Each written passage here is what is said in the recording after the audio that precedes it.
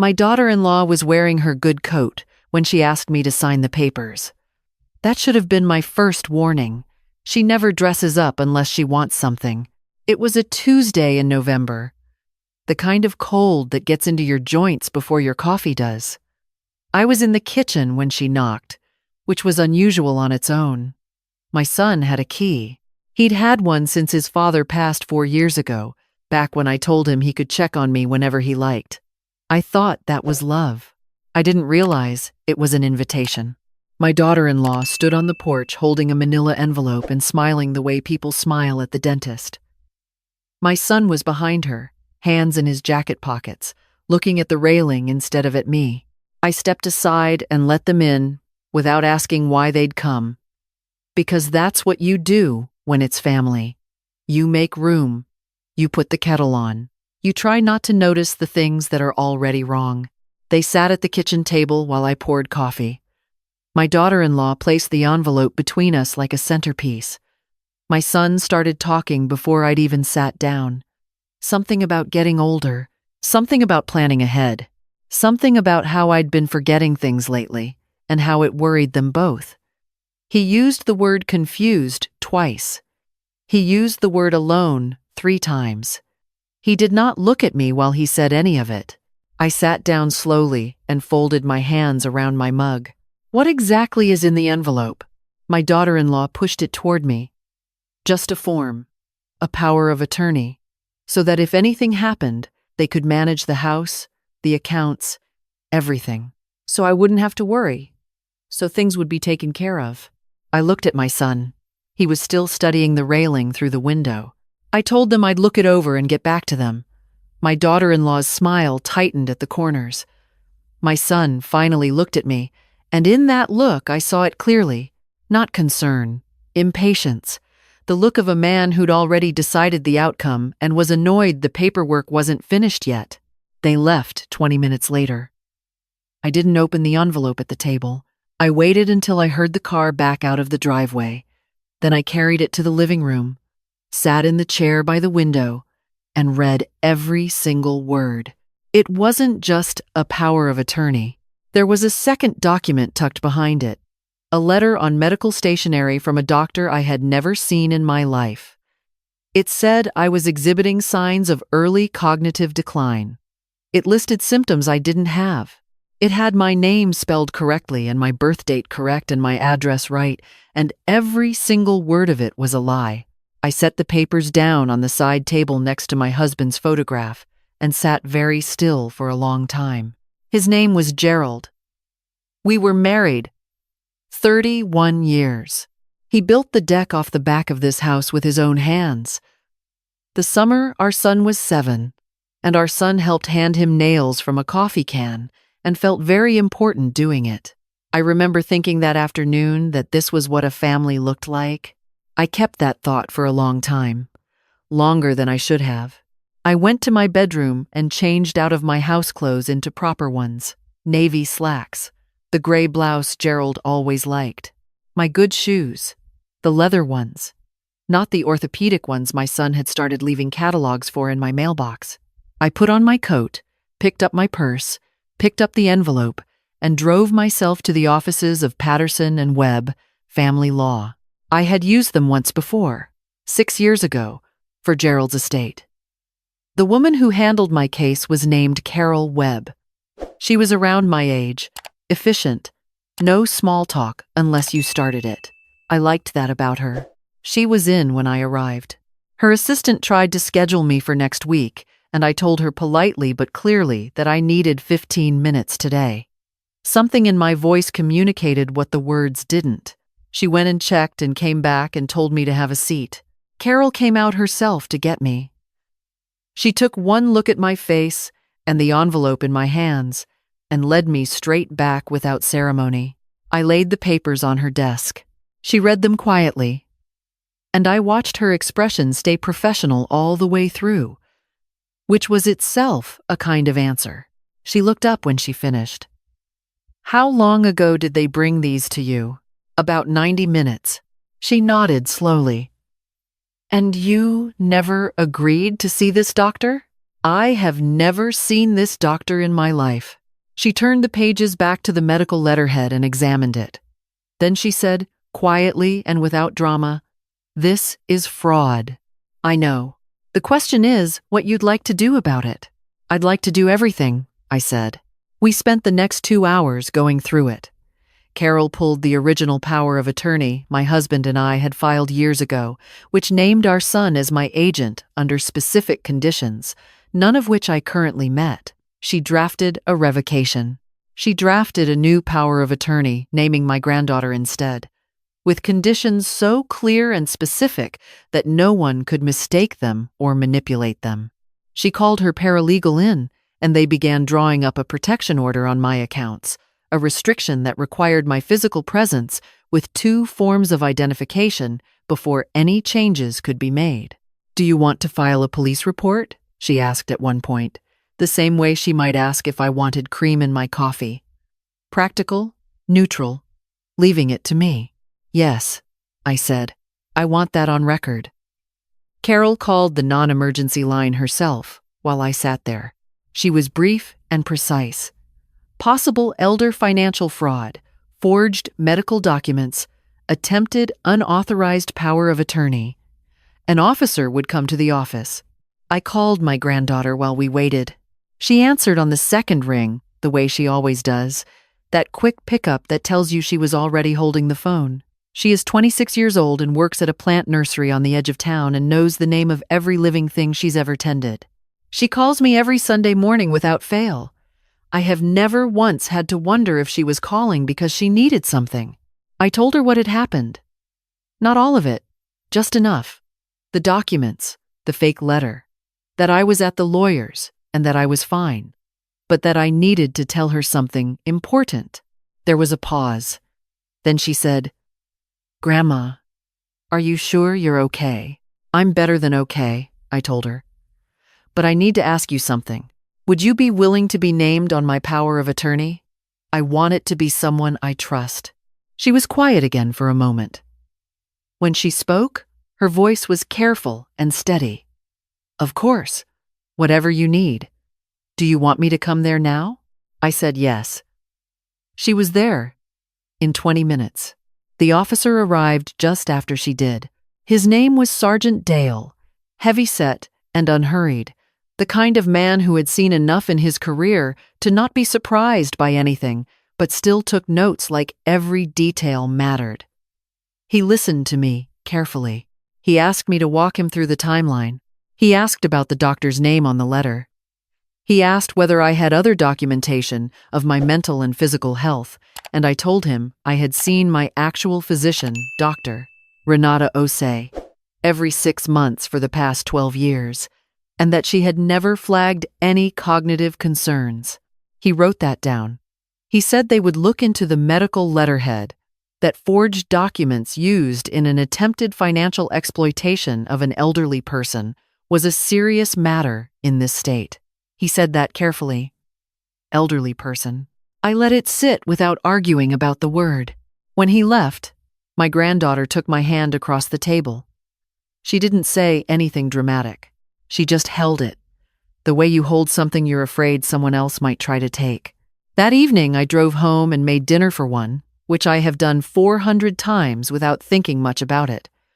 I put on the radio. I ate at the kitchen table. The manila envelope was still on the side table in the living room, but it was no longer my problem in the way it had been that morning. It was evidence now.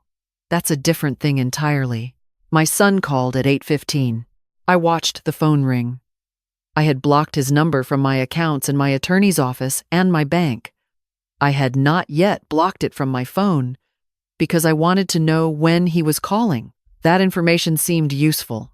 He left a voicemail. I listened to it once, then once more. His voice was careful the way voices get when someone knows they've gone too far but isn't ready to say so. He said he was just checking in. He said he hoped I wasn't upset. He said the paperwork was just meant to help and maybe they should have talked about it first. He did not say the word sorry. He did not say he had forged a medical document. He said he'd been under a lot of pressure and that things had gotten a little mixed up. I erased the message and went to bed at 9 o'clock with a library book and slept fine. The next morning, I drove to my bank before it opened and sat in the parking lot with my coffee until the doors unlocked. The branch manager was a woman named Sylvia, who had helped me refinance this house 15 years ago when the rates dropped. She knew my name when I walked in. I asked to speak with her directly, and she brought me back to her office right away. I told her what had happened. I showed her the documents. She listened the way Carol had, professionally and carefully, and then she called in her compliance officer, a younger man named Garrett, who asked me a few detailed questions and then began typing things that I couldn't see but that sounded thorough. "We are going to flag your accounts and add a verbal password requirement," Sylvia said. "Anyone calling about your accounts will need to provide it. We're also going to add a note in the system that any power of attorney documents submitted on your behalf require secondary verification through our fraud department." I gave her a password. Gerald's mother's maiden name. Something no one in my current family would know. When I left the bank, I sat in my car for a moment the way you do when something has shifted and you're giving yourself time to feel it. The morning was gray and cold, but there was a cardinal on the fence post by the parking lot, the only bright thing in the whole gray scene, sitting there like it had something to say. I drove to my daughter's house. Not my son, my daughter. I have 2 children, though I haven't mentioned her yet, because she lives 3 states away and teaches high school chemistry and calls me twice a week, and is the kind of person who sends birthday cards that arrive exactly on time. Her name is not important right now, but she is. She is very important. I told her everything over the phone the night before, and she had offered to fly in immediately, and I had told her to wait. Not yet. I need to handle the first part alone. What I needed from her now was information. She had some history with my daughter-in-law's family going back years, old knowledge from before the marriages and the holiday dinners, and the careful performances. She told me things she had been holding on to quietly, things she hadn't wanted to say because she hadn't wanted to be the one who caused the trouble. Now that trouble had arrived on its own, she told me. There were debts I hadn't known about. Not small ones. My son and daughter-in-law had been overextended for nearly 3 years. A failed business investment. 2 refinances on their own home. Credit lines maxed in both their names. My daughter said she had pieced it together slowly from things that slipped out at family gatherings, a comment here, an evasion there. She had not been sure enough to say anything. She was sure now. "The house," she said carefully. "Your house specifically. I think they've been talking about it for a while." I thanked her. I told her I loved her. I told her the cardinal looked good out here, and she laughed and said that was a sign. Cardinal always meant someone was watching over you. And I said, yes, I thought that too. I went home and wrote down the number. What I estimated I had given my son over the years, quietly, without ever tallying it. College, partly. His first car repair. The down payment gap on his first house that I fronted and was never repaid. Gifts for birthdays and Christmas that I chose carefully and that he accepted without much notice. Bail for a situation I never fully understood in his late 20s. The loan, when the business started 5 years ago, $60,000 I wrote a check for, because he said it was temporary, and I believed him because I wanted to. I had been keeping the receipts out of habit, the way my father taught me. He ran a hardware store for 30 years and said, you keep records, not because you expect trouble, but because trouble doesn't announce itself. The total surprised me. Not devastated me, just surprised me, the way it surprises you when you finally look at something you've been avoiding. I made tea and called Carol again that afternoon. I told her about the business loan.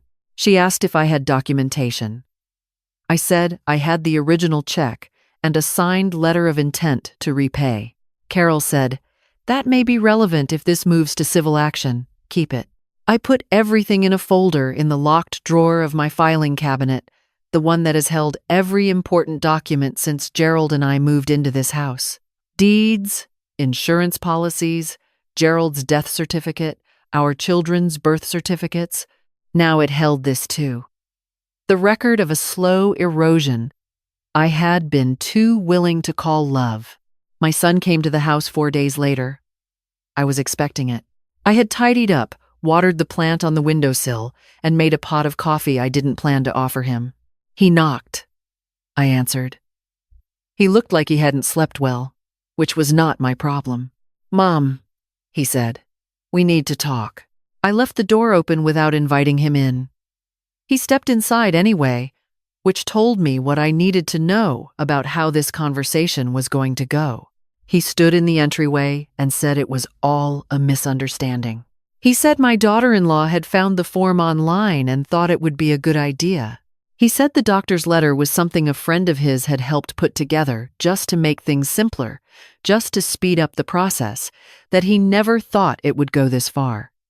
He used that phrase twice, this far, as though there was a reasonable distance somewhere earlier in this process that would have been acceptable. I looked at him in the good light from the window. This person I had carried in my body and raised and fed and driven to practices and sat up with through fevers and watched become a man. And I tried to find the boy in him. I also found something else. Something that had been growing there for a long time alongside everything I'd given him. Something that believed it was owed. I said to him, "You filed a forged medical document to have me declared incompetent. There is a police report. There is an attorney involved. The bank is aware." He went very still. I said, "I am 67 years old. I drive. I read. I balance my own accounts. I have a garden, a book club, a doctor who has never once expressed concern about my mind.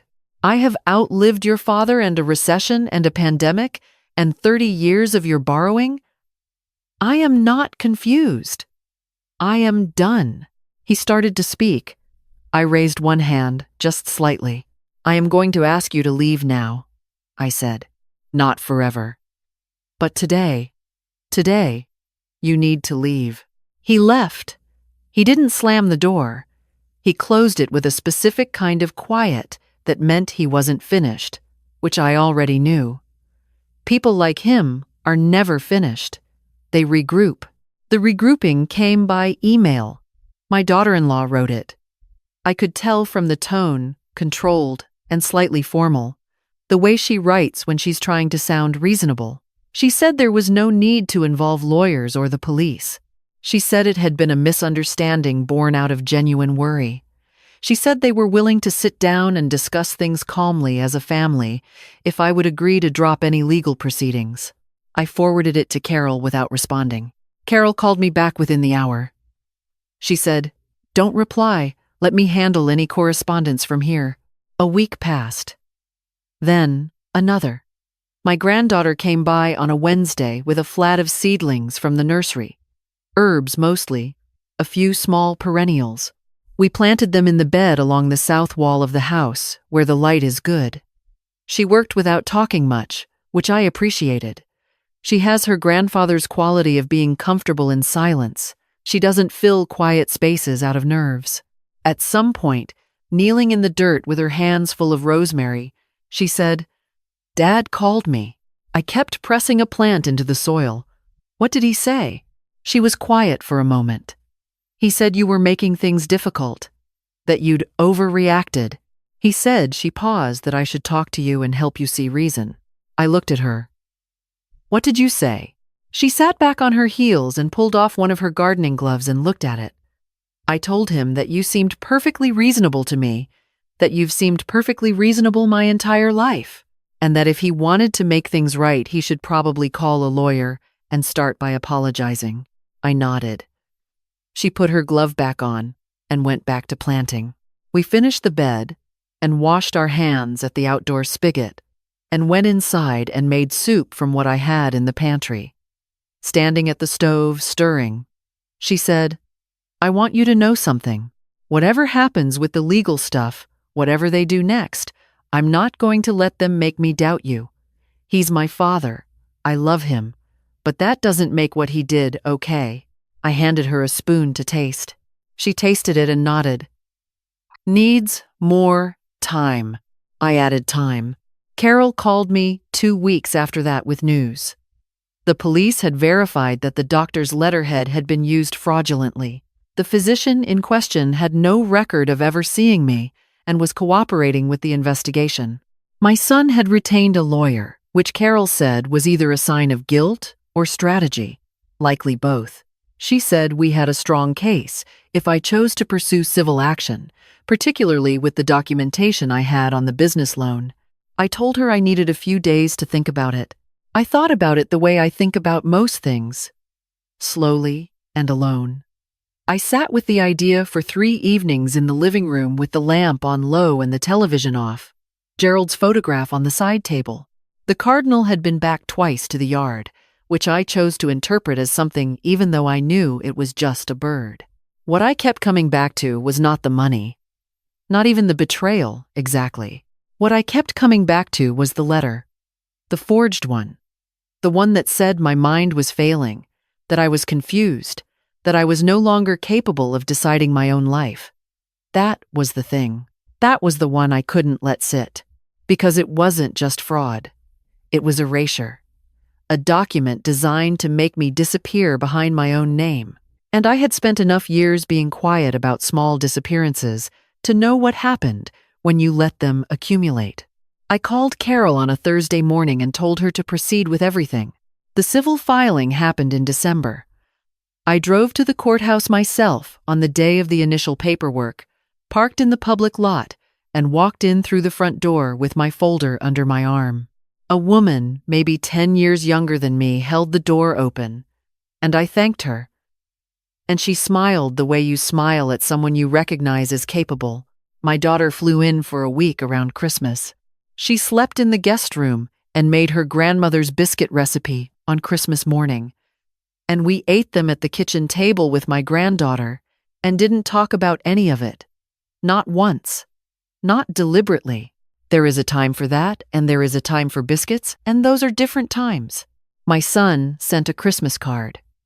It arrived in the mail with a Norfolk postmark from his wife's sister's address, which told me where they had spent the holiday. He had written nothing inside except his name, his wife's name, and 4 words. I hope you're well. I put the card in a drawer. Not the locked one. Just the kitchen drawer, with the coupons and the scissors and the takeout menus. I didn't throw it away. I also didn't display it on the mantle. The legal process moved the way legal processes do, which is slowly and with a great deal of paperwork. Carol was measured and patient and very good at explaining what each document meant without condescending. She called me every week with an update, never more than 5 minutes unless I had questions.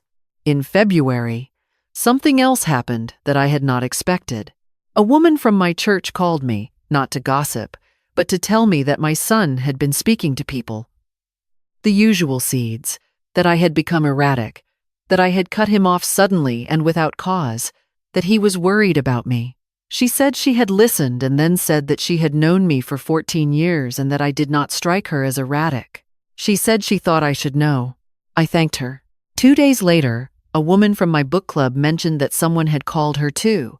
She was more circumspect about it, but the shape of what she was describing was the same. A mother who wasn't quite herself. The delicate suggestion that maybe someone should check on her. I sat with that for 1 afternoon. Just one. Then I called the director of the public library and asked if I could have the community room for a Tuesday evening. She asked what for. I said, a talk. About finances, estate planning, and the things older women are not supposed to say out loud. She booked it for me without hesitation. I made 30 flyers on my home computer. Simple, plain, my name and the date, and a line that said, for anyone who has ever been treated like a problem to be managed. I left them at the coffee shop, the pharmacy, the waiting room at my doctor's office. I handed one personally to the woman from my church and one to the woman from my book club, and I watched both of them read it right in front of me. On Tuesday evening, I drove to the library in my good coat and walked into a room with 43 people in it, which was more than I had expected. There were women my age and women younger. There were 2 men in the back row. There was a young woman, maybe 25, with a notebook open in her lap. And there, near the side wall, standing rather than sitting, was my daughter-in-law. I saw her when I set my notes down at the podium. She was watching me with an expression I couldn't fully read. Not rage. Something more complicated than that. I looked out at the room and began. My name is not important.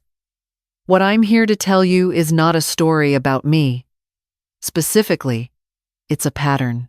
It is a thing that happens to women of a certain age when the people around them decide that aging is the same as disappearing. It is a thing that happens when family calculates your worth in liquid assets instead of years. I told them about the envelope on the kitchen table, the coat that was too good for a casual visit, the papers pushed across to me with a smile that didn't reach the eyes. I told them about the forged letter, about the doctor who had never met me, and the signature at the bottom that someone thought I wouldn't notice or wouldn't fight. I told them what that document said about me and why that was the part I could not let pass quietly. I told them about driving to the lawyer's office alone, about the police report, about Sylvia at the bank, who listened and acted, about the folder in the locked drawer with 30 years of receipts I'd kept, not out of suspicion but out of habit, and how that habit turned out to matter. I told them what I had told my son on the day I asked him to leave my house, that I was 67, that I read and gardened and balanced my own accounts and had raised 1 child who called to help and 1 child who came to take and could tell the difference between them very clearly. I did not cry. I had not planned to cry, and I did not. Near the end, I looked directly at my daughter-in-law where she stood by the wall. I wasn't performing for her. She was just there, and I had a thing to say that was true, and she could hear it or not. I said, "The hardest part is not the fraud.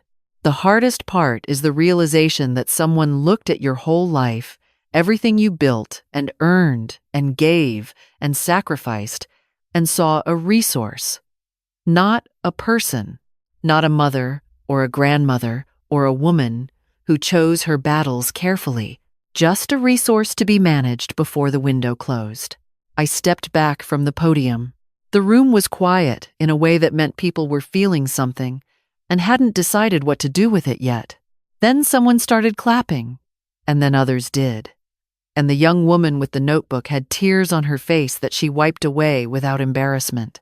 My daughter-in-law left through the side door before it was over. I watched her go. I did not follow. After, people came up to me one by one. A woman told me her sister was going through the same thing and asked for Carol's number, which I gave her. A man said his mother had signed over her house before she understood what she was signing, and that he wished someone had talked to her before it was too late. The woman from my church held both my hands and didn't say anything at all, just held them. My granddaughter had come late and was standing near the back. When the room had mostly cleared, she came forward and took my coat from the chair and held it open for me the way you hold a coat for someone you want to take care of. "You looked like yourself up there," she said. I slipped my arms into the sleeves. "I have been myself the entire time," I told her. People just weren't listening. She drove behind me on the way home to make sure I got there, which I told her was unnecessary, which she ignored. The case settled in April. I will not detail the terms because Carol advised me not to, and also because the details matter less than people think. What mattered was the fraud finding. What mattered was the record. My son did not go to jail. I had not asked for that, though I had not asked against it either. What happened was documented and will follow them both in the ways such things do, quietly and for a long time. The business loan was addressed. I will leave it at that. On the first warm day in May, I went out to the south bed and checked on the herbs my granddaughter and I had planted in November. The rosemary had not only survived the winter but spread slightly. The thyme was coming in low and dense. The perennials were just beginning to show green. I stood there in the morning light with my coffee mug in both hands and looked at what had made it through. I thought about Gerald, the way I often do in the garden. He would have handled all of this differently, I think. He would have been louder and faster and probably less strategic. But he also would have been proud of me, which is a thing I know the way I know my own face. Some knowledge doesn't require proof. My granddaughter called that afternoon, a Sunday, her usual time. She asked if the rosemary was spreading. I said yes. She said she knew it would. Rosemary is tougher than it looks, she told me. It goes dormant to protect itself. It's not the same as dying. I said I thought that was probably true of a lot of things. She agreed. My son has not contacted me since the settlement. My daughter visits in August. The book club is reading something I've been wanting to read for years. The cardinal comes to the yard most mornings now, which I still choose to interpret as something. I sleep well. I drive myself wherever I need to go. I keep records, and if anyone ever hands me an envelope again with a smile that costs them nothing, I will already know exactly what to do.